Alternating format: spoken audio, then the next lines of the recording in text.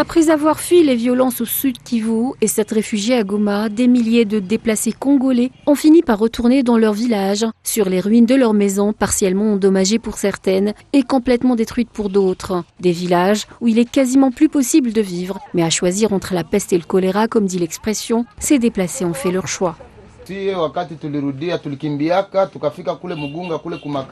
Nous avons fui avant trouver refuge dans les camps de déplacés de Mugunga à Goma. Maintenant, quand on nous a obligés à quitter le camp, nous avons trouvé notre maison partiellement détruite par des bombes.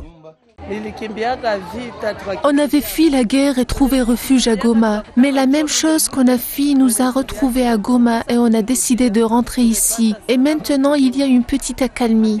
On n'entend plus de coups de feu, mais c'est la faim qui va nous tuer, on dirait.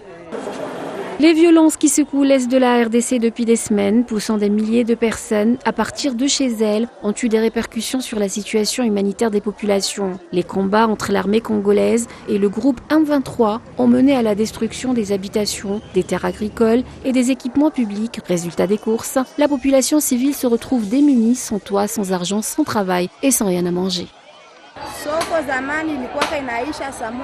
Avant, le marché fermait à 19h et même à 20h. Mais aujourd'hui, on ferme à 16h ou 17h parce que nous avons peur. On ferme assez tôt pour rentrer vite à la maison. On pense que si on rentre quand il fait nuit, on risque de rencontrer quelqu'un qui va nous faire du mal.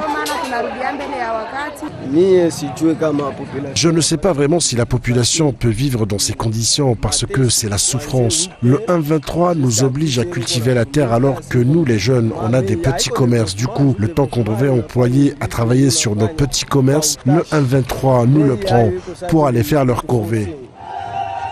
Dans les régions où le M23 gagne du terrain et impose son contrôle, les populations se retrouvent prises en otage, subissent le diktat et voient leurs activités économiques réduites à néant. Même si la vie reprend petit à petit ses droits, la situation socio-économique se dégrade de manière palpable.